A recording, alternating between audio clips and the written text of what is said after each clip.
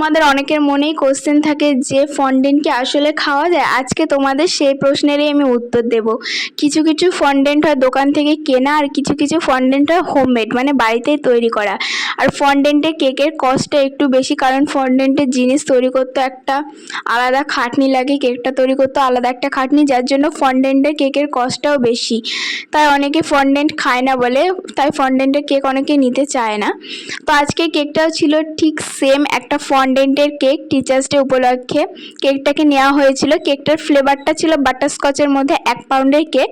কেকের ডেকোরেশনটা পুরোপুরি আমার ওপর ছিল, আর আমি এখানে কেকের ওপর যে বই আর পেনটা বসিয়েছিলাম তার ভিডিও তোমাদের সাথে এর আগে একটা ভিডিওতে শেয়ার করেছি যে আমি সেটা কি করে ফন্ডেন্টটা করলাম। তোমরা যারা নতুন আছো তারা গিয়ে অবশ্যই দেখে আসতে পারো। আর পেনটা একটু কেকের থেকে বড় হয়ে গেছিলো, সেটা আমি বুঝতে পারিনি বলে পরে পেনটা কেটে আমি এখানে ছোট করে আবারও কেকে বসিয়ে দিয়েছিলাম।